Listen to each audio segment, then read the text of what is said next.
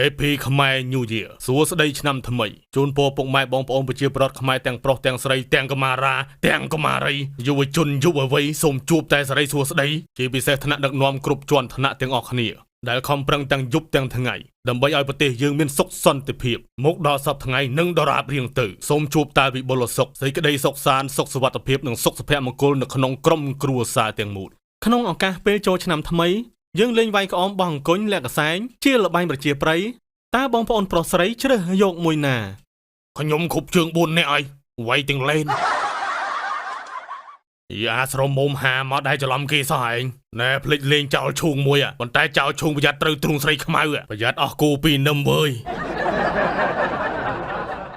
ចូលឆ្នាំថ្មីនឹងពួកសាមកុកយើងគិតលើកតបទៅលេងនៅឯណាឥឡូវឆ្នាំនេះគេធ្វើសង្ក្រាន្តធំណាស់គឺនៅតាមបណ្ដាខេត្តគ្រប់ខេត្តតែម្ដងយើងក៏ទៅបាត់ដំបងទៅអីកុំបាត់ដំបងស្អាតច្រើនណាស់អេកោះកងពងសោមនោះក៏មិនអន់ដែរណាលោកម្ចាស់ខ្ញុំថាទៅកែបកពតវិញសบายជាងអីទីស្រុកខ្ញុំព្រៃវែងស្វាយរៀងនោះក៏សบายដែរណាសบายហើយប៉ុន្តែកុំខ្មៅព្រិចចេះថាឥឡូវគេលៀបលេទាំងធំអសអស់ហើយ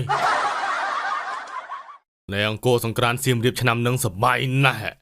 ជើងទៅបៃលិនហ្វេនកុំចាំជនជាតិខាងបៃអេសាននោះក៏រៀបចំហឹកហាក់ណាស់ដែរហ្នឹងហើយយើងទៅកចេះស្ទឹងត្រែងរតនគិរីមណ្ឌលគិរីនោះតែឆ្នាំហ្នឹងទៅខេត្តណាក៏សบายដែរនិយាយរួមទៅឲ្យតែមានអូន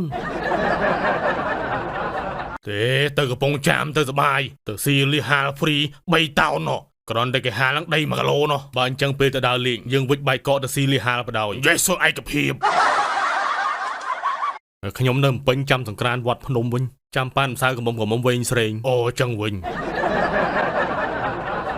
ជំរឿសនៃការដើរលេងកំសាន្តក៏ព្រោះតែប្រទេសយើងមានសន្តិភាពបើគ្មានសន្តិភាពទេគ្មានការអបអរឆ្នាំថ្មីគ្មានបុណ្យទានគ្មានការរីកចម្រើនគ្មានការជួបជុំអបអរសប្បាយឡើយស្របពេលដែលប្រទេសយើងអបអរឆ្នាំថ្មីសប្បាយ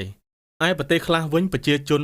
កំពុងតែរត់កិច្ចគ្រាប់រស់ទាំងភ័យខ្លាចនៅឡើយទេពួកប្រឆាំងបន់ឲ្យតែមានសង្គ្រាមទេអាងវារើសគ្រាប់លក់ឲ្យចាយណែទៅត្បូងឃ្មុំខេត្តថ្មីអូគេលេងសប្បាយណាស់បាញ់ទឹកប៉ាន់សើចបាយជួយយ៉ាឲ្យអើឯងប្រយ័ត្នតែលេងជ្រុលប្រយ័ត្នគុកអូផ្លេចកោះរងក៏សប្បាយដែរណាបរទេសច្រើនដែលគេទៅសង្ក្រាននៅក្នុងសប្បាយកប់លូហ្មងដល់ថ្នាក់សប្បាយកប់លូពេកអញហ៊ានទៅទេវើយទៅអូងក៏បានដែរកុំស្អាតណាជាពិសេសឈ្មោះអមីនឹងហ្មងសរុបសេចក្តីមកដែលយើងបានសុខសប្បាយអបអរទទួលឆ្នាំថ្មីនេះចង់និយាយថាអរគុណសន្តិភាព